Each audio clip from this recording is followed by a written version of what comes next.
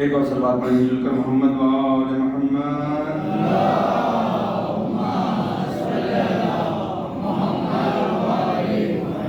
برائے سلامتی امام عصر ارواحنا له الفداء، مل کر صلوات پڑھیں محمد و آل محمد۔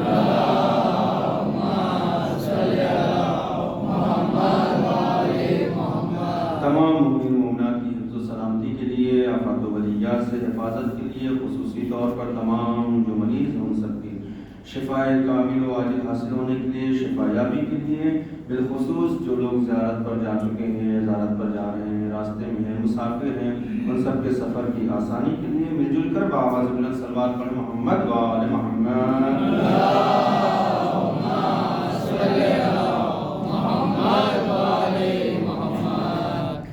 دانش معزز سامعین کرام، اہل حضرات،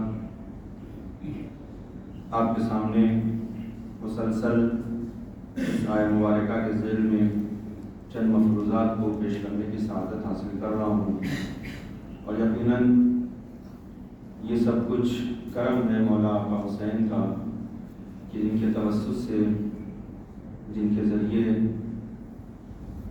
ہم اس عبادت کو انجام دے رہے ہیں کہ جو واقعاً شاید ہم اس لائق نہیں تھے، گنہگار، کہ ہم اس عبادت اعلیٰ کو انجام دیتے، افضل و برتر عبادت کو انجام دیتے، کہ جس عبادت کو فرشتے انجام دیتے ہیں، انبیاء انجام دیتے ہیں۔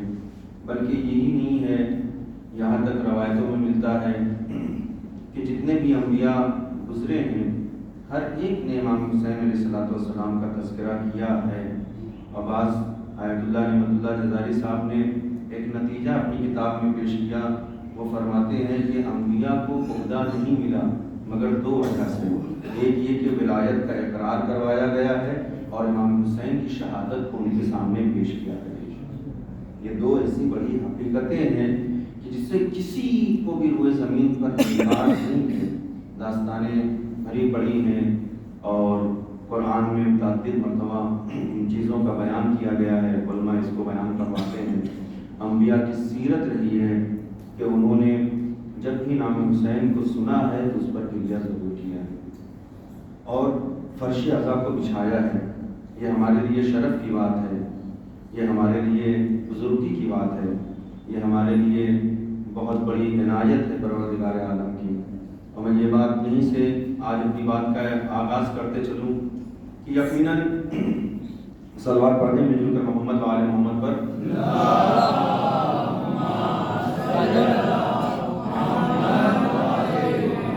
تھوڑا آپ لوگ آگے آ جائیں تاکہ ادھر بعد میں آنے والوں کو پریشانی نہ ہو۔ آ جائیں، تھوڑا ادھر خسر کریے آپ اور آ جائیں۔ آپ لوگ بزرگوں سے گزارش تھوڑا سا سمجھائیے، ادھر آگے آ جائیں تاکہ جو لوگ آئیں بعد میں وہ لوگ پیچھے وہ لوگ بیٹھے چلے جائیں۔ صلوات پڑھتے ہیں مل کر محمد و آل محمد پر۔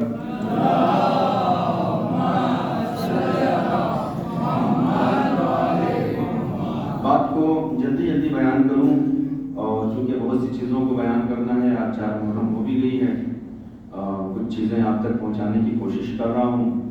یقینی طور پر یہ میرا اپنا تجربہ ہے اور میری اپنی تحقیق ہے، اور انشاءاللہ کہیں سے غلط نہیں ہوگی کہ خداوند عالم نے ویسے تو قومیں ہر جگہ بستی رہی، ہندوستان ہو، پاکستان ہو، یمن ہو، بحرین ہو، مصر ہو، دنیا کی کوئی بھی شہر ہو، کوئی بھی ملک ہو، پہلے تو آباد نہیں تھا نا، بعد میں آباد ہوا ہے، پہلے آبادی وہاں پر نہیں تھی۔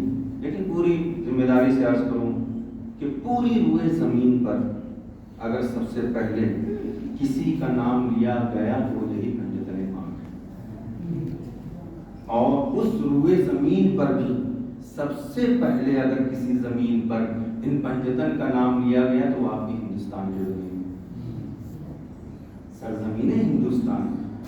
جب ایک انسان اس زمین پر تھا، کوئی نہیں تھا، سب سے پہلے اگر پنجتن پاک کا تذکرہ آیا ہے اور کیا گیا ہے کسی سرزمین پر تو وہ آپ کی ہندوستان کی زمین ہے۔ یہ سرزمین کو فخر حاصل ہے کہ یہاں پر سب سے پہلے پنجتن کا تذکرہ کیا گیا، ائمہ طاہرین کا تذکرہ کیا گیا، ان کا نام لیا گیا۔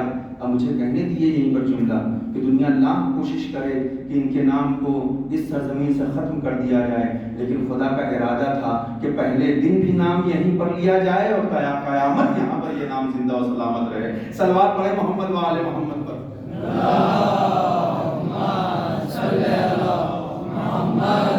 آپ پوچھیں گے مولانا دلیل کیا ہے؟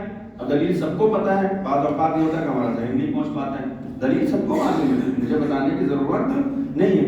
یہ بتائیے کہ دنیا کا سب سے پہلا انسان جو زمین پر آیا وہ کون تھا؟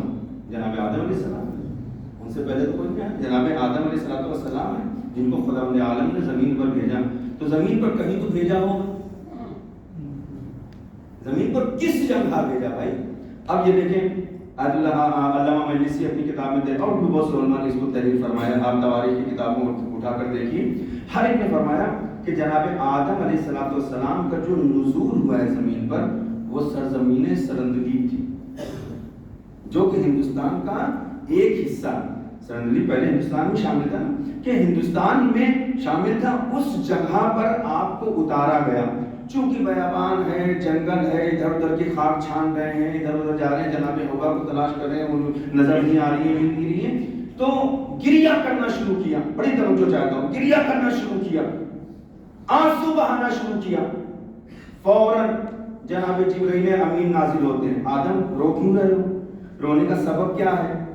کہا کیوں نہ رو، ہوا کی جدائی ہے، کس طرح سے اسے تلاش کرو، اتنی بڑی دنیا کہاں تلاش کرنے جاؤ. بڑی توجہ چاہتا ہوں. ایک مرتبہ پروردگار عالم نے جبرائیل امین سے کہا کہ جبرائیل آدم سے کہو کیا ان اسماء کو بھول گئے ہیں، اللہ اکبر، جن کی تعلیم میں نے پہلے دیا تھا، انہی اسماء کا نام، انہی اسماء کا کو لے کر، انہی اسماء کو پڑھ کر، انہی کو وظیفہ بنا کر، انہی کو وسیلہ بنا کر خدا کی بارگاہ میں دعا کرو تو آدم کی دعا قبول ہوگی اور اس مشکل سے نجات حاصل ہوگی. اب سارے اہل تاریخ یہاں پر نقل کرتے ہیں، چاہے وہ سنی کا رائٹر ہو، چاہے وہ شیعہ کا رائٹر ہو، چاہے وہ جس زمانے کا رائٹر ہو، چاہے وہ جس مذہب کا ماننے والا ہو، ہر ایک نے اس بات کو تحریر کیا کہ جناب آدم نے جن اسماء کو وسیلہ بنایا کوئی اور نام نہیں تھا، محمد تھا، علی تھا، فاطمہ تھا، حسن تھا، حسین تھا. صلوات پڑھیں محمد وآل محمد. انہی اسماء کی برکت سے جناب آدم علیہ السلام کی دعا قبول ہوئی. اور نام یاد دلائے کہ ان اسماء کے ذریعے سے دعا کرو تمہاری دعا قبول. تو یہ سرزمین تو وہ سرزمین ہے جہاں پر یہ نام پہلی مرتبہ شرف حاصل ہے کہ یہاں پر پہلی مرتبہ، سب سے پہلی مرتبہ اگر جو کوئی نام لیا گیا تو پنجتن پاک کا نام لیا گیا، منور کیا گیا ہے پنجتن کے نور سے اس زمین کو. اللہ اکبر. اور اس روز اول جناب آدم نے پنجتن کے نام سے اس زمین کو منور کیا، جس کی تابانی، جس کی نورانیت، جس کا نور، جس کی شعاعیں یہیں سے ہو کر پوری دنیا میں پھیلتی ہوئی نظر آئی. اب ذرا تصور کرو، یہی وہ نام ہے کہ اس وقت بھی لوگوں کو روشنی پہنچا رہا تھا، یہی وہ نام ہے جو اس وقت لوگوں کی ہدایت کر رہا تھا، یہی وہ نام ہے جو آج بھی لوگوں کی ہدایت کر رہا ہے اور قیامت تک کے لیے انسانوں کے لیے میسج ہے، قرآن کا پیغام ہے کہ دیکھو جب بھی کوئی مشکل آئے، جب بھی کوئی پریشانی آئے تو ان کے در پہ جانے کی ضرورت نہیں ہے، پنجتن کے وسیلے سے دعا مانگو، خدا تمہاری دعاؤں کو مستجاب کرے گا. صلوات پڑھیں محمد وآل محمد پر.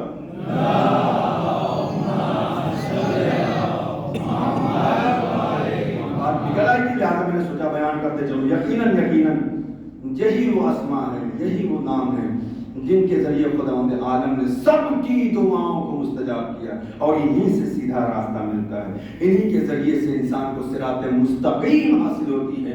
دنیا کو بھٹکنے کی ضرورت نہیں ہے، ادھر ادھر جانے کی ضرورت نہیں ہے.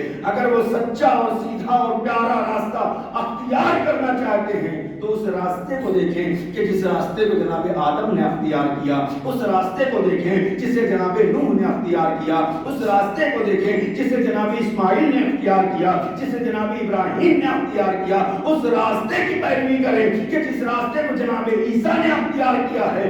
انہی راستوں پر چل کر تمہیں جنت ملے گی، اور اگر ان راستوں کو تم نے ترک کر دیا تو یاد رکھو تم جنت کی خوشبو بھی نہیں سن سکتے. یہ وہی راستہ جو انبیاء کا راستہ. اور ایک نئی بات جو لوگ کہتے ہیں اسلام 1400 سال پرانا نہیں، 1400 سال پرانا نہیں ہے اسلام. اسلام کا ڈنکا تو اسی وقت سے بج رہا تھا جب جناب آدم آئے تھے. یہ غلط فہمی ہے لوگوں کے دلوں میں. یہ بتا کر اسلام کی اہمیت کو کم کرنا چاہتے ہو، بتانا چاہتے ہیں کہ ہمارا مذہب بہت پرانا ہے. تمہارا مذہب لاکھ پرانا ہو لیکن آدم سے پہلے تو کوئی نہیں آیا نا. قرآن مجید جناب آدم کے بارے میں فرماتا ہے کہ اول مسلم، یہ سب سے پہلا مسلمان ہے. یہ وہ ہے کہ جس نے اسلام ہے، جو اسلام کو قبول کیا، جو مسلمان ہے، کلمہ توحید کو پہنچا رہا ہے اور خدا کی وحدانیت کا اقرار کروا رہا ہے. روئے زمین پر پہلے دن بھی اسلام نافذ تھا، آج بھی نافذ ہے، کل بھی رہے گا. نہ اس وقت کوئی ختم کر سکا تھا، نہ آج ختم کر سکے گا، نہ کل کوئی کر سکتا ہے. صلوات پڑھیں محمد وآل محمد پر. اهدنا الصراط المستقيم. یقیناً ہمیں یہ دعا ہمیشہ کرنا چاہیے، پروردگار ہمیں اسی راستے پر ثابت کرنا، اسی راستے پر۔ پیغمبر اسلام نے ہدایت فرمائی، بار بار لوگوں کو بتایا، بار بار دکھا رہے ہیں۔ لوگ بار بار آ کر پوچھتے تھے باقاعدہ طور پر، رسول کی بس میں آنے کے بعد لوگ پوچھتے تھے بار بار، اللہ کے حبیب، اللہ کے رسول، وہ کون سا راستہ ہے، وہ کون سے صراط مستقیم، وہ سیدھا راستہ کون ہے؟ ایک مرتبہ کا واقعہ، کچھ اصحاب بیٹھے ہوئے ہیں پیغمبر اکرم کے سامنے اور مولا کائنات بظاہر وہاں پر موجود نہیں ہے۔ پیغمبر اسلام نے پہلے ہی بتایا تھا، دیکھو علی کا راستہ ہی حق کا راستہ ہے، اگر تم نے اس کو اختیار کیا تو تمہیں حق کو تلاش کرنے کی ضرورت نہیں ہوگی، تمہیں ادھر ادھر بھٹکنے کی ضرورت نہیں ہوگی، یہی وہ راستہ ہے کہ جس پہ چل کر تمہیں کامیابی اور کامرانی حاصل ہو۔ ابھی باتیں ہو رہی تھی، اللہ اکبر، صحابہ نے پوچھا اللہ کے رسول تھوڑا واضح کر کے بتائیے کیسا راستہ، کون سا راستہ، کس طرح کا راستہ؟ قربان جائے ہماری جان رسول پر۔ دیکھا رسول نے ادھر سے مولا کائنات گزر رہے ہیں، رسول اسلام نے کہا پیچھے مڑ کر ذرا دیکھو، کہا کہ کون جا رہا ہے؟ ایک مرتبہ جب پورے مجمع نے پیچھے مڑ کر دیکھا تو وہ ذات مولا متقیان علی ابن ابی طالب علیہ السلام تھی۔ پھر پیغمبر نے پوچھا کسی کو دیکھا تم نے؟ کہا علی ابن ابی طالب جا رہے تھے۔ رسول نے فوراً کہا کہ یہی علی ہے جس کی اتباع میں تمہیں حق بھی ملے گا، صراط مستقیم بھی ملے گا۔ صلوات پڑھیں محمد و آل محمد پر۔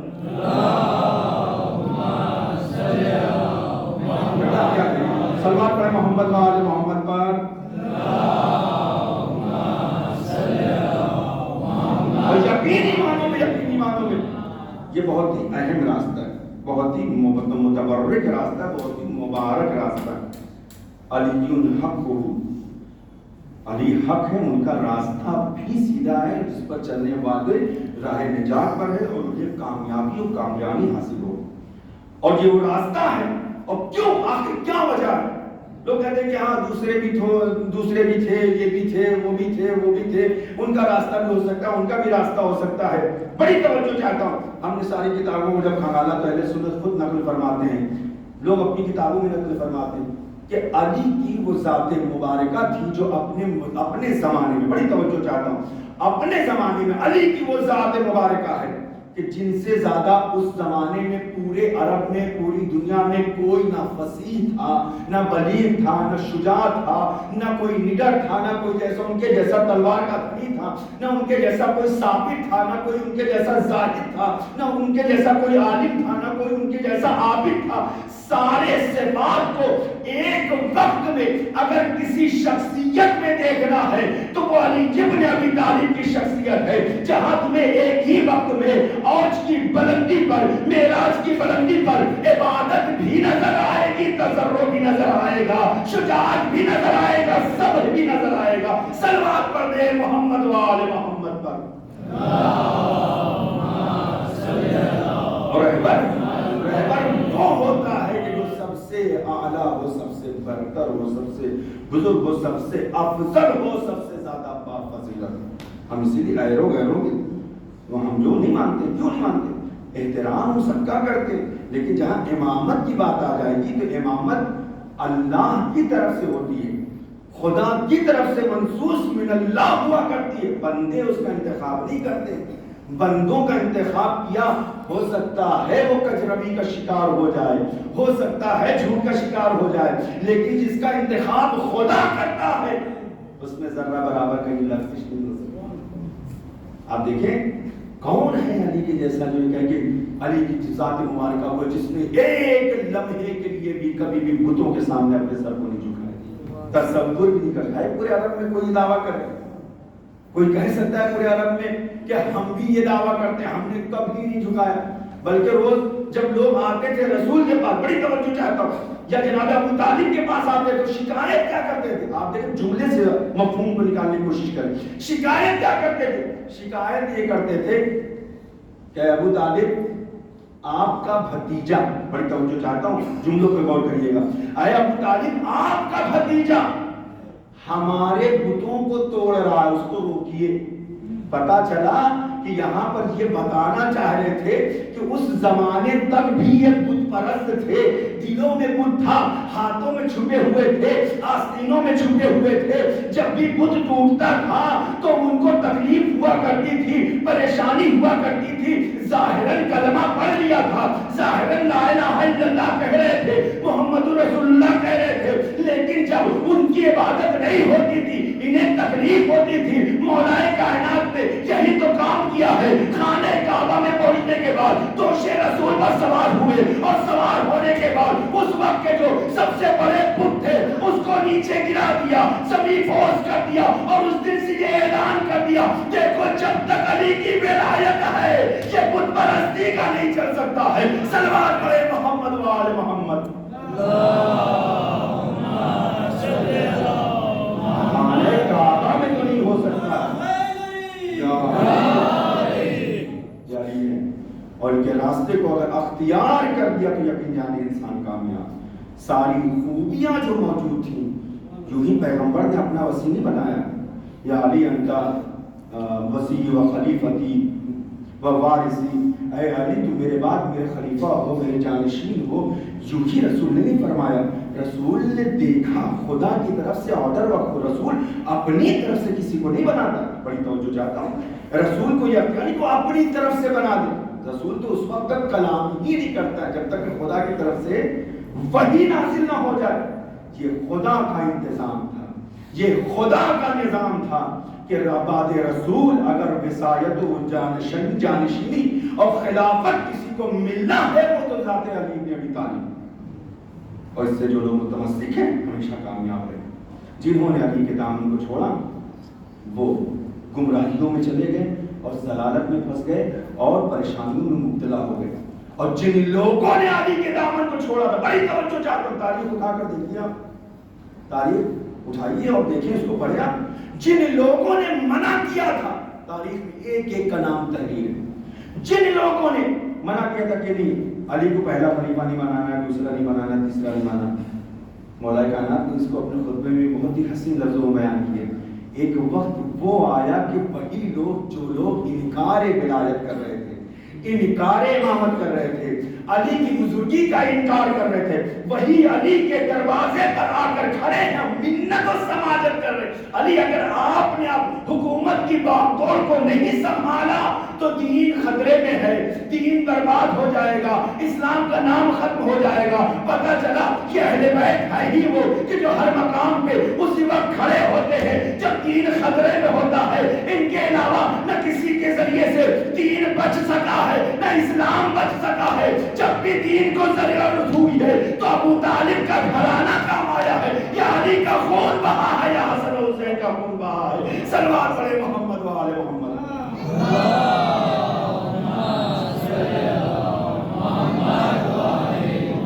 एक और सलवार पढ़े मिलकर मोहम्मद वाले मोहम्मद।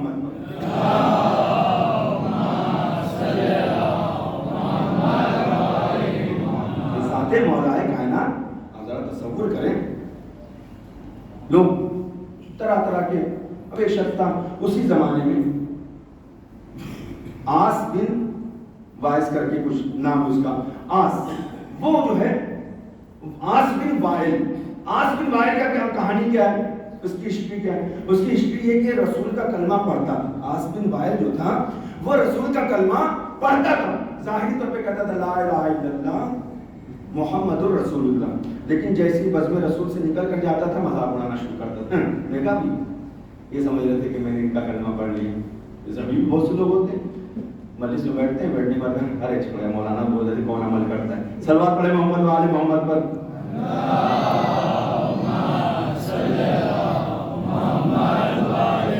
जो अच्छी बातें हो उसको गिरह बांध लेना चाहिए, उस पर अमल करना चाहिए, तब मजलिसों का फायदा होता है। पहला मजलिसों का फायदा नहीं है, हम उसको गिरह लगा लें, उस पर अमल करें, एक की बात क्यों ना हो।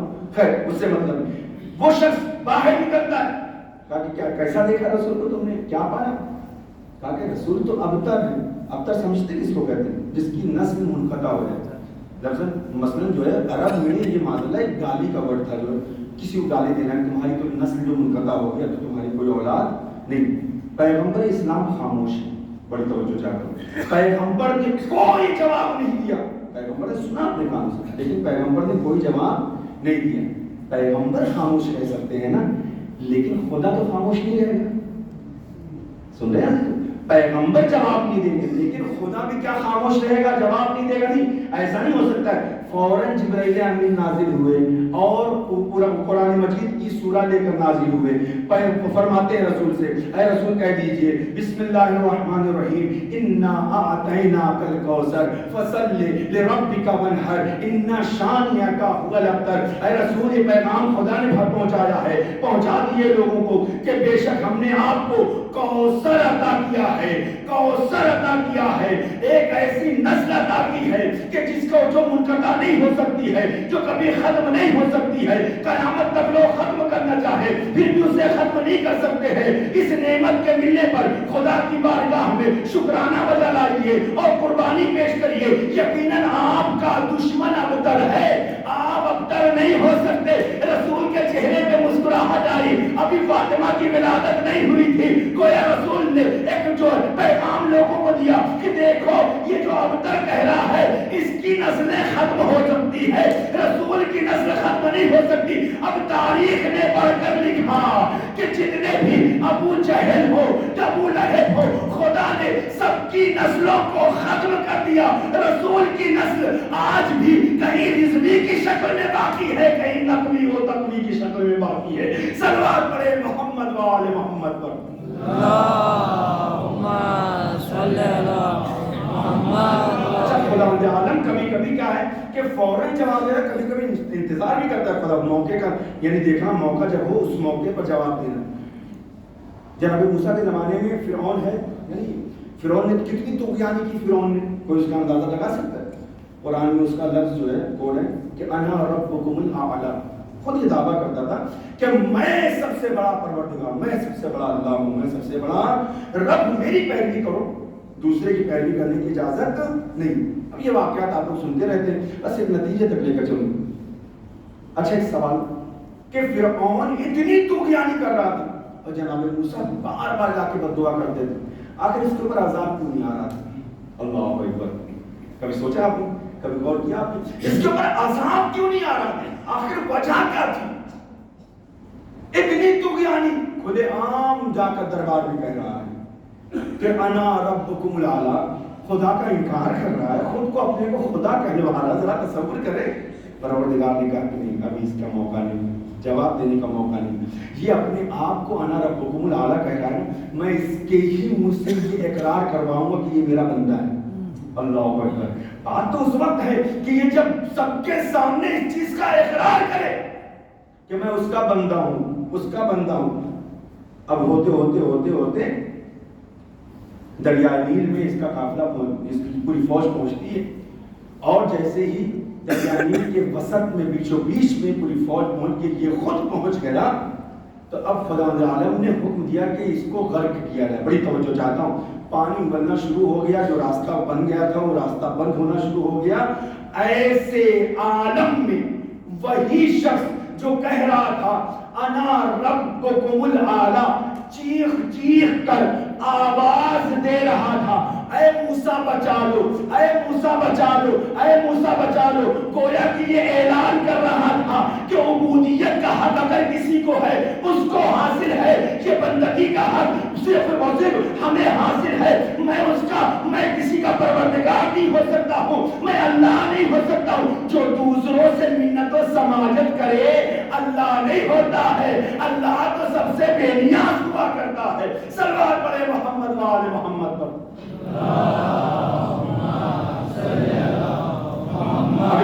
اس کی مثال دیکھنا ہے تو باب رسول دیکھیے. خود رسول اسلام کے زمانے میں جب رسول اسلام نے کہا کہ کاغذ و قلم لے کر آؤ, تو لوگوں نے کاغذ و قلم دینے سے کیا کیا, انکار کر دیا. اور جب رسول نے پوچھا کاغذ و قلم کیوں نہیں لے کر آئے, تو پوری ڈیٹیل سے اس میں مجھے نہیں جانا ہے, کیوں نہیں لے کر آئے, تو جواب کیا دیا سنتے ہیں. جواب دیا کہ حسبنا کتاب اللہ. دیکھیں, بہت تاریخ کو پڑھیے اور اس میں غور کریں. جس شخص نے کہا کہ حسبنا کتاب اللہ, اے اللہ کے رسول, اے اللہ کے, ہمارے لیے کتاب کافی, کیا لکھ کے دیں گے آپ, ہمیں پتہ. اچھا, ان لوگوں کو پتا تھا کہ رسول کیا لکھ کے دینے والے ہیں, اسی لیے ڈر کے مارے انہوں نے کاغذ و قلم نہیں دیا. کہا کہ انا ہمارے حسبنا کتاب اللہ، ہمارے لیے کتاب خدا کافی ہے۔ زمانہ گزرتا رہا، رسول کی وفات ہو گئی، مولا کائنات کی حکومت ہے، ممبر کوفہ ہے اور مولا کائنات سلونی کا دعویٰ کر رہے ہیں۔ اب ادھر سے حکومت ہے، اس شخص کی حکومت ہے جس نے یہ دعویٰ کی، بڑی توجہ چاہتا ہوں، اس شخص کی جس نے یہ دعویٰ کیا تھا کہ حسبنا کتاب اللہ، تاریخ نے لکھا ایک موقع وہ بھی آیا کہ جب اس نے ممبر پر کھڑے ہو کر کہا کہ میں اگر علی نہ ہوتے تو میں ہلاک ہو جاتا، علی نہ ہوتے تو میں ہلاک ہو جاتا۔ تاریخ نے لکھا کہ ایک مرتبہ نہیں بلکہ 70 مرتبہ اس نے اس بات کو دہرایا ہے کہ اگر علی نہ ہوتے میں ہلاک ہو جاتا۔ کیا ہوا؟ ابھی تک تو قرآن کافی تھا، یہ علی کی ضرورت کیوں پڑ گئی؟ اور یہ 70 مرتبہ کیوں دہرا رہے ہو؟ جملہ کہنے دیجئے، خدا اپنے دشمن کو ہو سکتا ہے معاف کر دے ایک مرتبہ کہنے پر، لیکن اگر علی کا دشمن ہے تو اسے 70 مرتبہ اقرار کرنا پڑے گا کہ اگر علی نہ ہوتے تو میں ہلاک ہو جاتا۔ صلوات پڑھے محمد وآلہ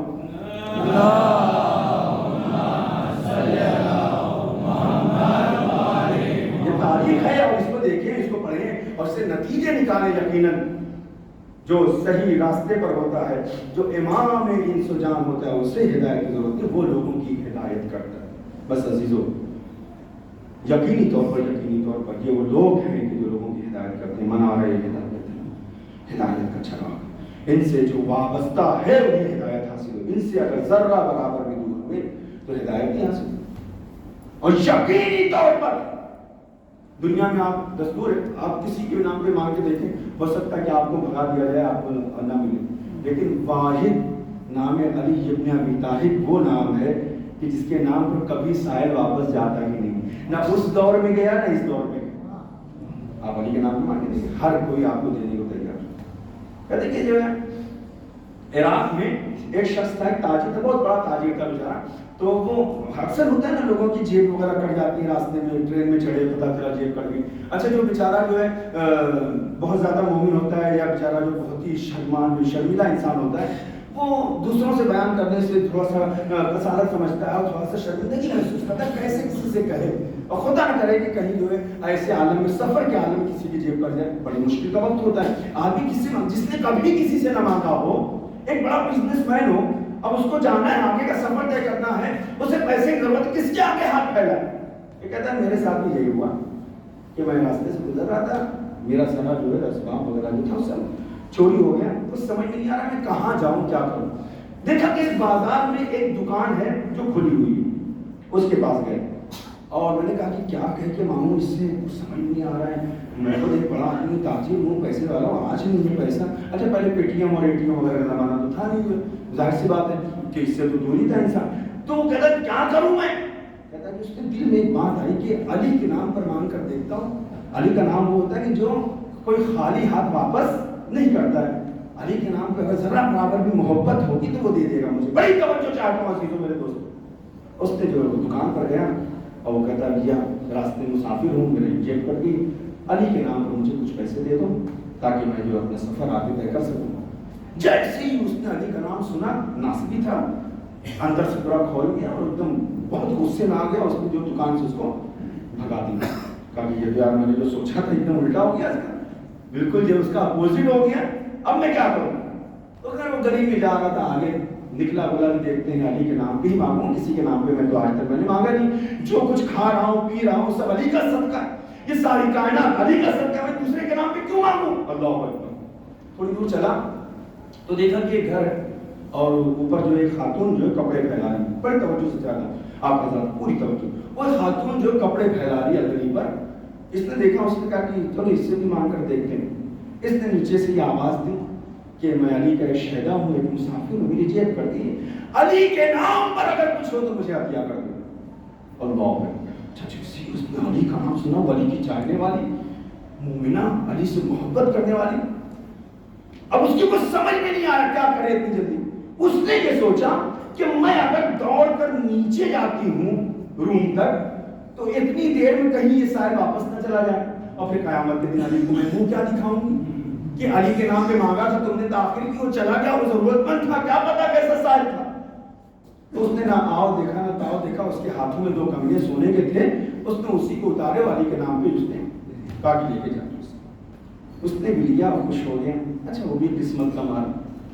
اب وہ دکان تو کوئی کھلی نہیں، وہی ایک بیچارے وہی نازمی کی دکان پھر سے الٹے پیر اس کے پاس میں کہتا بھیا تم نے کچھ دیا نہیں تو کم سے کم اتنا تو کر سکتے ہو کہ میرے پاس 2 کنگنے ہیں، اسی کی تھوڑی بہت جو قیمت ہو دے تاکہ میں اپنا سفر طے کروں. اللہ اکبر. جیسے اس نے کنگنے کو کہا کہاں سے لا رہے ہو؟ کہا تم سے مطلب؟ کہا یہ کنگنے کہاں سے ملے تم کو؟ کہا میں وہ بازار میں گزر جا رہا تھا گلی میں تو ایک گھر تھا، وہ ایک خاتون کپڑے ٹانگ رہی تھی، اس سے میں نے سوال کیا، اس نے اپنے کنگنوں کو اتار کر دے دیا. اس نے فوراً جلدی سے دکان بند کیا اور دوڑتا ہوا تنتناتا ہوا گھر پر آیا. کہا تمہاری یہ جرت میں نے تمہارے لیے بنوایا تھا، یہ تم نے اس کو کیوں دے دیا، وہ بھی علی کے چاہنے والے کو؟ اب نہیں تو سو. اللہ خوب صدقوب کیا، وسائل اپنا چلا گیا. ادھر جھگڑا لڑائی شروع ہو گئی، بہت زیادہ صدقوب کیا، بہت مارا پیٹا، اتنا مارا پیٹا اس کے جو ہاتھ وغیرہ اس کے کاٹ دیے. اب وہ بیچاری خاتون جو ہے، اب وہ خون بہ رہا ہے، تھوڑی دیر جو ہے اگر بلیڈنگ ہو جائے تو انسان جو ہے بہت زیادہ جو ہے کمزور ہو جاتا ہے. بہت دیر تک ہوگا، اس نے اٹھا کر روڈ پر پھینک دیا. اب تو مر چکی ہے، کون جو روڈ پر پھینک دیا. لیکن خدا جسے رکھنا چاہے اسے کوئی موت نہیں دے سکتا ہے. اگر خدا زندگی دینا چاہے، علی کے نام پر اس نے ہتھیا دیا. اللہ اکبر. ایک مرتبہ ادھر سے ایک چھوٹا سا قافلہ آ رہا تھا، دیکھا یہ خاتون پڑی، قافلہ سالار نے دیکھا کہ اس میں کچھ رمق باقی ہے، کچھ جان باقی ہے. جلدی سے اٹھایا، اٹھا کر حکیموں کے پاس، ڈاکٹر کے پاس، کہاں لوگ کچھ کہاں سے لے کر گئے ہے. یہ واقعہ ایسے کچھ دنوں کی بات، یہ وہاں پر واقعہ ختم ہو جاتا ہے. ایک تاجر، اللہ اکبر. اچھا یہ جو لوگ لے کر گئے تھے ان کا بہت بڑا اپنا ہوٹل وغیرہ تھا، مہمان سرا تھا، بہت اچھے لوگ تھے. جس کے گھر پہ یہ رکی اس کی کوئی بیٹی نہیں تھی. اس نے ایک اپنے ہوٹل میں پورا بہت بڑا سا روم جو اس کے نام دے دیا اور کہا کہ تم اسی میں رہو، اسی میں زندگی گزارو، تم میری بیٹی. اللہ تصور کرے، تم میری بیٹی ہو اور بیٹی بن کر اس گھر میں رہو اور کوئی جتنی بھی چیزوں کی ضرورت سب تمہیں مہیا ہوگی. اللہ اکبر.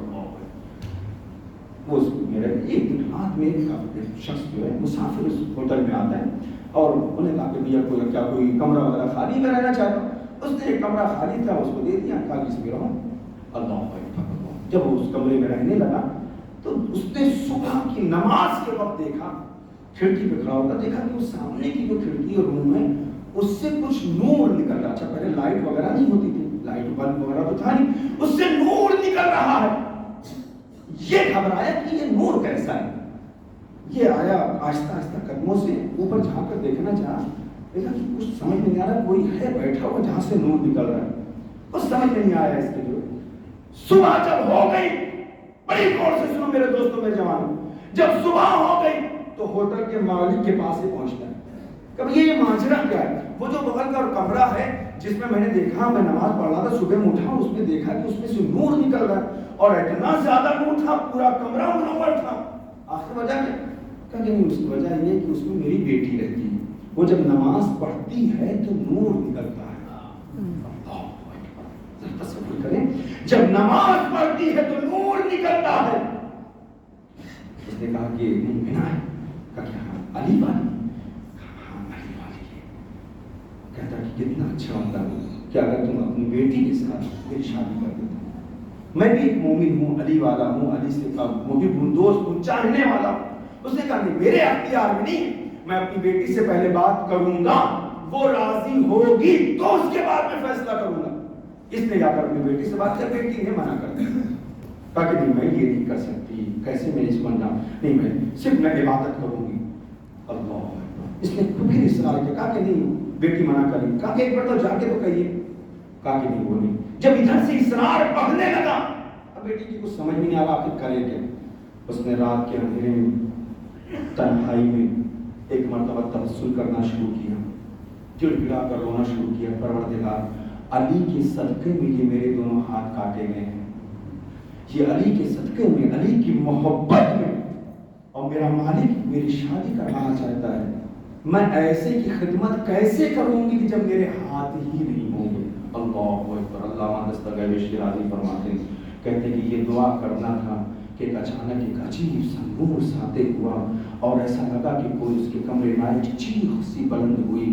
جب لوگوں نے جا کر دیکھا تو وہ مومنہ بے ہوش پڑی ہوئی ہے. اس کو اٹھایا تو ایک مرتبہ جیسی غش سے اٹھتی ہے وہ کہتی ہے اب میں شادی کے لیے تیار ہوں. وہ پوچھتا ہے ابھی تک تم نے منع کیا تھا, آخر وجہ کیا ہے؟ کہا کہ جس وجہ سے منع کیا تھا وہ مشکل میری دور ہو گئی ہے, وہ پریشانی میری دور ہو گئی ہے. آج ہی میرا مولا اور آقا آیا تھا جس نے میرے کٹے ہوئے دونوں ہاتھوں کو مجھے عطا کیا ہے.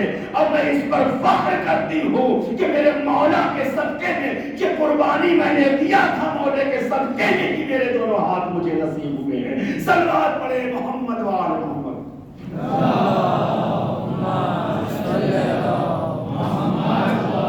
یقینی طور پر اگر علی سے دل سے محبت ہے, اہل بیت کو دل سے انسان چاہتا ہے تو ہر موقع پر اس کی مدد کرنے کے لیے وہ آتے, کبھی اس سے تنہا نہیں چھوڑتے. اہل بیت کا گھرانہ ہے, یہ اہل بیت کا ذکر پاک کا گھرانہ ہے. کبھی کسی کو تشنا نہیں رکھا ہے, کبھی کسی کو, چاہے وہ کوئی بھی دنیا کا شخص ہو. یہ احسان ہے, یہ احسان کرتے ہیں لوگوں پر, نیکیاں کرتے ہیں لوگوں کے ساتھ, لوگوں پر احسان کرتے ہیں. ان کے جود و سخا اتنے زیادہ ہیں جس کو لوگ بیان نہیں کر سکتے. نہیں تو کیا وجہ ہے, آج 4 محرم ہو گئی, بس تھوڑی دیر سنیں, 4 محرم ہے, انہی میں 5ویں فرد جسے حسین مظلوم کہا جاتا ہے. کیا وجہ ہے کہ حسین نے کربلا کے میدان میں اپنے حبیب ابن مظاہر کو خط لکھا. کیا وجہ ہے؟ هل جزاء الاحسان اور تاریخ کہتی ہے کہ یہی حبیب ہیں جو حسین کا انتظار کر رہے تھے. مشتاق زیارت تھے, بچپنا تھا, تھوڑا قدم چھت پر آگے بڑھا وہ زمین پر گر گئے, روح بدن سے نکل چکی تھی, حبیب مر چکے تھے, حبیب کی زندگی ختم ہو چکی. حبیب دنیا سے جا چکے تھے, بچپنا ہے ابھی. لیکن جب نانا کے ساتھ حسین گھر میں پہنچے, مظاہر سے سوال کیا, مظاہر حبیب کہاں ہے؟ کہاں حرام کرے, کہا نہیں, صحیح بتاؤ کہاں ہے. ایک مرتبہ آنکھوں میں آنسو آئے, کہا کہ حسین اپنے دوست کے انتظار میں چھت پر کھڑے ہوئے تھے, یہ بھی احساس نہیں ہوا کہ ان کے قدم آگے بڑھ گئے اور زمین پر گرے, ان کی روح نکل گئی. پر تاریخ نے لکھا ہے حسین تیز قدموں سے دوڑتے ہوئے حبیب اس کمرے میں پہنچے جہاں حبیب لیٹے ہوئے تھے. حبیب کا جنازہ تھا, چادر کو ہٹایا, سر پہ ہاتھ رکھا, کہا حبیب کیا وعدہ نہ نبھاؤ گے؟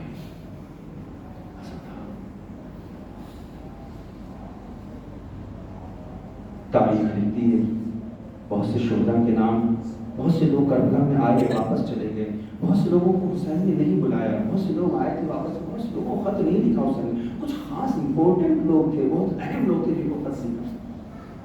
کسی نے سوال کیا آخر وجہ کیا ہے, ایسا کیوں ہوا کہ کچھ خاص ہی لوگوں کو بلایا گیا؟ وہ بیان کرتا ہے کہ حسین کے پاس جو شہداء کی فہرست تھی, اس فہرست کو نانا کی موجودگی میں, بابا اور ماں کی موجودگی میں تیار کیا گیا تھا. جتنے نام اس میں لکھے تھے کربلا کے میدان میں, نہ اس میں کوئی کم تھا نہ اس میں زیادہ. بعض اوقات امام حسین علیہ السلام نے کچھ لوگوں کا انتظار کیا ہے, کچھ لوگوں کے پاس گئے ہیں. تاریخ کی ہسٹری ہے. جناب زہیر ابن قین کے پاس خود امام چل کر گئے بلانے کے لیے, زہیر چلو, زہیر کا وعدہ نہیں نبھاؤ, تمہارا نام محضر شہادت پر لکھا ہوا ہے. زہیر کو لے کر آئے امام, کچھ لوگوں کو خط لکھا, انہیں میں سے حبیب ابن مظاہر کہ حبیب تم نہ آؤ. اچھا, جب فوجوں پہ فوجیں آنے لگیں, کبھی شند کا لشکر آ رہا ہے, کبھی پسر سعد کا لشکر آ رہا ہے, کبھی کسی کا لشکر, کبھی کسی کا لشکر. ایک مرتبہ دکھداری بہن زینب اپنے بھیا حسین سے کہتی ہے, آقا حسین فوجوں پہ فوجیں آ رہی ہے, ارے تلواریں چمک رہی ہے, کربلا کا بن دشمنوں سے بھر چکا ہے. اے میرے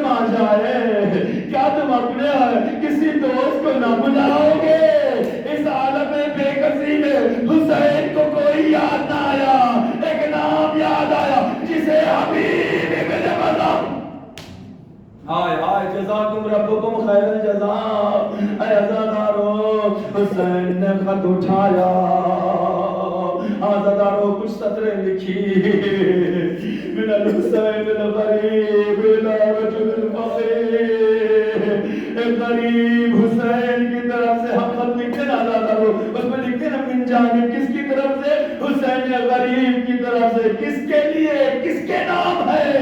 رجل فقیر کے نام ہے، جو کوفے کا فقیہ ہے، جو کوفے کا عالم ہے، حافظ قرآن ہے، مفسر قرآن ہے۔ جزاکم ربکم خیر الجزاء۔ روایتوں میں ملتا ہے عزادارو یہی حبیب ابن مظاہر ہے کہ کوفے میں نہ جانے کتنے ان کے شاگرد تھے، لوگوں کو تفسیر کا درس دیا کرتے تھے، خود حافظ قرآن۔ اللہ اکبر، عمر کے آخری حصے میں ہیں، داڑھی کے بال سفید ہو چکے ہیں، پلکیں نیچے تک آ چکی ہے، بھویں لٹک رہی ہے۔ عزادارو حسین نے ایک قاصد کو روانہ کیا، قاصد کوفے بچتے بچاتے ہوئے کوفے پہنچا۔ کوفے میں ماحول بہت خراب تھا عزادارو، حسین کا نام کوئی نہیں لے سکتا تھا، اتنی غربت تھی۔ ہائے حسین، زہرا کے پسر کا کوئی نام نہیں لے سکتا۔ جزاکم ربکم خیر الجزاء۔ عزادارو ڈھونڈتے ہوئے حبیب کے گھر کے دروازے پر پہنچتا ہے، قاصد جیسے ہی کوئی پہنچا اس نے دق الباب کیا، اندر سے آواز آتی کون ہے؟ جانتے ہو عزادارو اس قاصد نے بڑی آہستہ سے تاکہ کوئی سنے نہ کہا، انا مرید الحسین، میں حسین کا قاصد ہوں۔ عزادارو روایت یہی ہے جیسے ہی حبیب نے سنا نا حسین کا نام، اپنی زوجہ کے ساتھ بیٹھے ہوئے کھانا تناول کر رہے تھے، فوراً بغیر کسی تعامل کے، بغیر دیر کیے ہوئے دسترخوان سے اٹھتے ہیں، تیز قدموں سے دروازے کے پاس آتے ہیں اور عرض کرتے ہیں کیا میرے مولا نے خط بھیجا ہے؟ ہاں مولا نے نامہ بھیجا ہے۔ عزادارو جانتے ہو حبیب نے اس نامے کو لیا، بوسہ دیا، آنکھوں سے لگایا، نامے کو کھولا، عجیب تحریر لکھی ہوئی تھی، اے میرے دوست، ارے کربلا میں حسین نرغہ آدھا میں گر گیا ہے، کیا تم میری مدد کو نہ آؤ گے حبیب؟ ارے اگر آنا ہے نا ذرا جلدی کرنا، اگر دیر ہو گئی تو پھر حسین کو نہ پاؤ گے۔ ہائے ہائے، جزاکم ربکم خیر الجزاء۔ عزادارو بڑا سخت مرحلہ تھا، ایک مرتبہ حبیب کی آنکھوں میں آنسو آئے، حبیب نے کسی طرح سے اپنے آنسوؤں کو پوچھا، آنسوؤں کو چھپایا، عزادارو پھر آ کے دسترخوان پر بیٹھ گئے۔ عزادارو سلام ہو لائق زوجہ پر، بیویوں کو پر کہ جن کے دلوں میں حسین کی الفت ہے، جن کے دل میں حسین کی محبت ہے۔ اب تاریخ کہتی ہے عزادارو جیسے ہی حبیب آ کر بیٹھے نا، زوجہ نے فوراً سوال کیا حبیب کون تھا؟ ایک مرتبہ حبیب کہتے ہیں حسین کا قاصد تھا، ایک بے توجہی سے جواب دیا عزادارو، زوجہ کہتی حسین کا قاصد، آخر کیا لکھا ہے خط میں؟ ایک مرتبہ حبیب کہتے ہیں کہ حسین نے لکھا ہے کہ میں کربلا کے میدان میں نرغہ آدھا میں گرا ہوں، مجھے نصرت کے لیے بلا رہے ہیں، مدد کے لیے بلا رہے ہیں۔ اے عزادارو ابھی تک جو زوجہ آرام سے اطمینان سے سکون سے بیٹھی تھی نا، اس کی بیٹیوں پر بل پڑنے لگے، ہم آتے پہ شکن آنے لگے، تیز آواز میں بولتی کھڑی ہوتی حبیب شرم نہیں آتی، آقا مدد کو بلائے تو یہاں بیٹھا رہے۔ سلام ہو زوجہ حبیب پر عزادارو۔ ایک مرتبہ حبیب کہتے ہیں ہاں اس میں جلدی کیا ہے، میں چلا جاؤں گا۔ تاریخ کا جملہ ہے عزادارو، اس زوجہ حبیب نے اپنے سر کی چادر کو اتارا، کہا حبیب یہ چادر تو اوڑھ کر بیٹھ جا، میں اپنے آقا کی مدد کو جاتی ہوں۔ حبیب عزادارو یہ جملہ کہنا تھا، حبیب کو برداشت نہ ہو سکا، آرے کوفے کا ماحول بڑا خراب تھا، کسی میں بھروسہ نہیں کیا جا سکتا تھا. اے میری زوجہ میں تیرا امتحان لے رہا تھا. ارے کیسے ممکن ہے میرا آقا بلائے میں مدد کرنا چاہوں. جزاکم ربکم خیر الجزا. عزادارو اس حبیب نے اپنے غلام سے کہا غلام یہ سواری لے اور کوفے کے باہر جا کے میرا انتظار کر, میں ابھی تھوڑی دیر میں آتا ہوں. بس عزادارو سارے مسائل کو چھوڑتے ہوئے دو جملے بیان کرو. عزادارو ہاں وہ غلام سواری لے کر باہر جاتا کوفے سے. ہاں ابھی کچھ دیر ہو گئی تھی حبیب کے آنے میں. ایک مرتبہ حبیب جب قریب پہنچے ہیں تھوڑی دور سے حبیب نے دیکھا کہ غلام سواری سے کچھ گفتگو کر رہا ہے. حبیب نے کان لگا کے سنے. جانتے ہو عزادارو غلام کیا کہہ رہا تھا؟ غلام کہہ رہا تھا اے میرے آقا کی سواری پریشان نہ ہو, اگر کسی وجہ سے بھی میرا آقا نہ آیا تو میں وعدہ کرتا ہوں میں تجھ پر سوار ہو کر اپنے آقا حسین کی نصرت کو جاؤں گا. عزادارو یہ جملہ سننا تھا نا. حبیب طرف گئے, دوڑ کر پہنچے. اے غلام ارے میرے آقا حسین پر یہ وقت آ گیا. ہائے رے حسین کی بے کسی, ہائے رے مظلومی حسین. جزاکم ربکم خیر الجزا. اے عزادارو یہی حبیب کے مظاہر ہے. کسی طرح سے اپنے غلام, اور ایک روایت ملتا ہے کہ اپنے چچا زاد بھائی کو بھی ساتھ میں لیا. ہاں یہ لوگ حسین کی خدمت میں پہنچنا چاہتے ہیں. ہاں عزادارو ادھر حسین ہے کہ جو ایک ایک علم کو اپنے ایک ایک جانباز کو دے رہے. یہ تمہارا علم جان جسے تم سنبھالو, عابسی سے تم سنبھالو, شوذب سے تم سنبھالو, مسلم سے تم سنبھالو, اسلم تم اسے سنبھالو. ایک ایک کو علم دیے جا رہے. ایک علم بچ گیا. ایک مرتبہ زہرا پوچھتے آقا یہ علم کس کا ہے؟ حسین کہتے ہیں اس کا علمدار ابھی آنے والا ہے, ذرا انتظار کر لو. ابھی تھوڑی دیر میں دیکھا ارے کوفے کی طرف سے گردوں کو باہر چھٹ رہی ہے. جب گردوں کو باہر چھٹی دیکھا کوئی اور نہیں تھا, حبیبی بنے مزار ہے. ہاں جزاکم ربکم خیر الجزا. عزادارو خدا کوئی غم نہ دے آپ کو سوائے غم سید الشہداء کے. ہاں عزادارو محرم ہے نا, محرم ہے. بہت کم شہداء کا تذکرہ ہو پاتا ہے. ہم تمام شہداء کربلا سے معذرت کہو اور ان سے کہ ان کی خدمت مار کر دے, ہمیں معاف کرنا. حسین کے صدقے میں ہم سب کا ذکر نہیں کر سکے, سب کی شہادت نہیں پڑھ سکے. ہاں مولا کے صدقے میں ہمیں معاف کرنا. کس کا ذکر کیا جائے عزادارو؟ ہاں عزادارو ایک مرتبہ حبیب حسین کے قدموں میں آ کر کہتے ہیں اے میرے دوست حسین تیرا حبیب آ گیا. اے عزادارو جیسے حبیب آئے نا, ایک مرتبہ خیام حسینی میں نعرے تکبیر کی آواز بلند ہوئی, اللہ اکبر کی آوازیں بلند ہونے لگی. ادھر زینب کے کانوں میں آواز پہنچی. ایک مرتبہ زینب پوچھتی ہے اے ماں کی کنیز پزا ذرا پتہ تو لگا کون آیا ہے؟ ارے کس کے آنے سے یہ خوشی کا ماحول ہے. اللہ اکبر کی آوازیں بلند ہے. عزادارو فضا باہر نکلتی ہے, پتہ لگاتی ہے, پھر فوراً ہی دوڑتی ہوئی شہزادی کے قدموں میں آتی, خدمت میں آتی, کہتی شہزادی مبارک مبارک حبیب آ گئے, حبیب آ گئے. ایک مرتبہ زینب کہتی ہے اے فضا ارے پھر دیر کس بات کی ہے, جا حبیب سے کہنا ارے زینب نے سلام. رو عزادارو اپنا روئے, محرم میں تو کب روئیں گے. عزادارو پانچوں کی محرم ختم ہونے کو ہے. ہاں ایک مرتبہ جیسے فضا نے آ کر کہا نا حبیب اب تجھے مبارک ہو, کیسی مبارکباد دے رہی ہے. ایک مرتبہ فضا کہتی ہے تجھے شہزادی زینب نے سلام کہا ہے. جانتے ہو عزادارو حبیب نے خاک کربلا کو اٹھایا, اپنی صورت کو سر پہ ڈالنا شروع کیا. ہاں بنت نبی پر یہ وقت آ گیا, بنت علی پہ یہ وقت آ گیا. सलाम। हाय हाय जज़ाकुम रब्बुकुम खैरल जज़ा।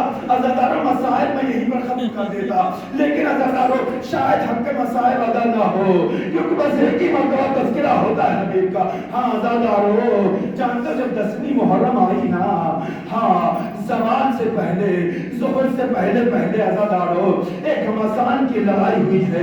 अंसार हुसैन ने मिलकर एक जबरदस्त हमला किया है। ऐसा हमला किया है कि मैमना से मैसरा, मैसरा से मैमना, हर तरफ अल-अमान अल-हफीज, अल-अमान अल-हफीज की सदाएं बुलंद हो गई थी। मैसरे साहब की तिजोरियों पर बल पड़ने लगे थे और इधर से शिव के पसीने छूट रहे थे। आखिर किया क्या जाए? एक मर्तबा शिव ने कहा जरा मिलकर सब लोग हमला करो। आज़ादारों इसी असना में आज़ादारों किसी सहाबी ने हुसैन से कहा, आका हुसैन अभी ज़ोहर का वक्त हो गया है। जानते आज़ादारों हुसैन ने जवाब क्या दिया? कहा तुझे खुदा नमाज गुजारों में शुमार करे। आज़ादारों ऐसे मौके पर हबीब खड़े हुए, उधर से जंग चालू है, तीर चल रहे हैं, तलवारें चल रही हैं। हबीब खड़े होते हैं, ऐ फौजे अश्किया जरा इतनी मोहलत तो दो मेरा आका नमाज पढ़ सके। आज़ादारों जानते हो उधर से जवाब क्या आया? शिव तो खामोश रहा, मैसरे साथ तो खामोश रहा। एक मरतबा हसीन बिन नबील कहता है, ऐ हुसैन तुम्हारी नमाज कबूल नहीं है। आज़ादारों जैसे ही इस जुमले को अदा किया ना, हबीब ने तलवार को निकाला, कुछ कदमों आगे बढ़े, आका से कहा मौला मुझे इसका जवाब दे दो, मैं नमाज साथ में पढ़ लूंगा। आज़ादारों हबीब आगे बढ़े, सुनो आज़ादारों, हबीब आगे बढ़े, तुझ पे ये मजाल हुसैन की नमाज कबूल ना हो और तेरी नमाज कबूल हो जाए। एक मतलब हसीन बिन नमीर कहता है, अगर जुर्रत हो तो सामने आ जा। हबीब सामने निकल कर आए, इधर घमासान की लड़ाई होती है और अज़ादारों इधर पहले ही बार में हबीब ने हसीन बिन नमीर को वासिले जहन्नम किया है।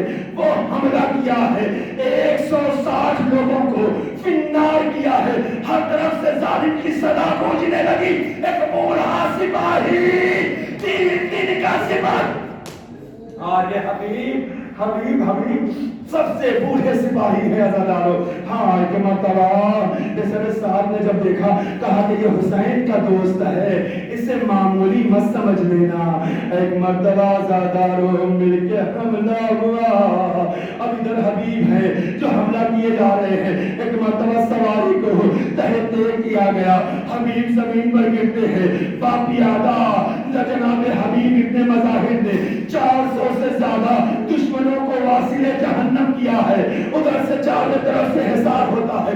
जालिमों ने हबीब को घेरा, एक नेज़ा हबीब को लगा। हबीब ने आवाज दी, ऐ आका। हाँ जज़ाकुम रब्बुकुम खैरल जज़ा। अज़ादारों ये नमाज का वक्त हो गया था ना। एक मर्तबा हुसैन ने देखा तीर नहीं रुक रहे हैं, नेज़े नहीं रुक रहे हैं, तलवारें नहीं रुक रही है।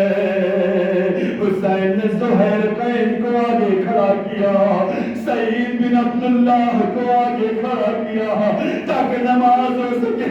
आज़ादारों एक मर्तबा हुसैन ने अल्लाहु अकबर कहा, उधर जालिमों ने तीर बरसाने शुरू किए। सईद कभी दाहिने हाथ पर तीर रोकते, कभी बाएं हाथ पर तीर रोकते, कभी बढ़कर सीने पर तीर लेते हैं। जैसे ही हुसैन की नमाज तमाम हुई ना, सईद जमीन पर गिरे। हुसैन ने सर को उठाया, कहा सईद मेरे बाबा अली तुझे सैराब करे।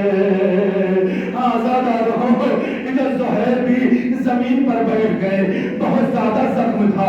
हुसैन ने जब जख्मों को, तीरों के जख्मों को गिना ना, तो 17 तीर ज़ुहैर इब्ने कैन के जिस्म में बेवस्त थे, शमशीर के घाव थे, खून बह रहे थे।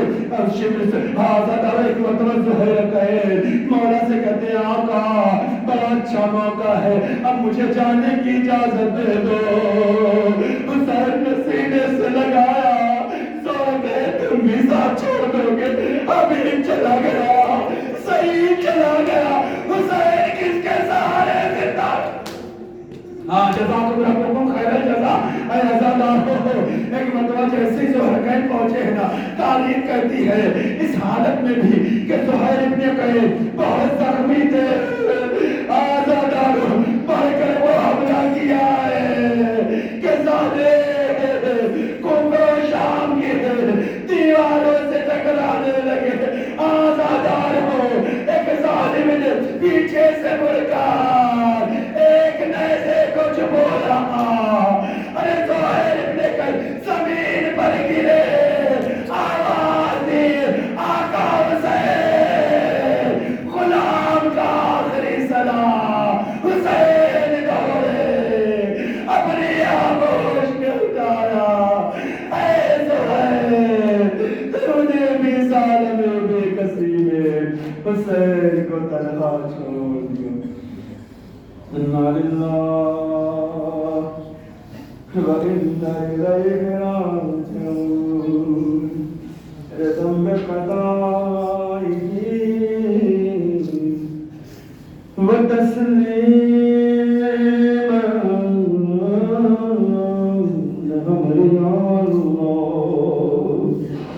يا الله يا الله يا حميد يا محمود بحق محمد يا أعلى بحق علي يا فاطر بحق فاطمة يا محسن بحق الحسن يا قديم الإحسان بحق الحسين الأتشار وبحق الأئمة التسعة الطاهرين من ذرية الحسين عليهم الصلاة والسلام. بارلاغ ہماری اس قلیل عبادت کو قبول فرما. خدایا ہمیں جو بھی پریشان ہیں عالم کی پریشانیوں کو دور فرما. جو مقروض ہیں ان کے قرضوں کو عزبِ بلا فرما. جو لوگ بیمار ہیں مریض ہیں ان سب کو شفائے کاملہ عاجل عطا فرما. خدایا دنیا میں امن و امان قائم فرما. ہمارے تمام تر مرحومین و مرحومات پر اپنی رحمتوں کا نزول فرما. اے میرے اللہ، جہاں کہیں بھی مسلمان ہیں ان کی جان مال عزت و آبرو، ان کی ناموس اور بچوں کی حفاظت فرما. خدایا اپنی آخری حجت منتقم خون حسینی یوسف زہرا امام عصر کے ظہور پرنور میں تعجیل فرما اور ہم سب کو ان کی آبان و انصار میں شمار فرما. ربنا تقبل منا انك انت السميع العليم. ماتم حسین.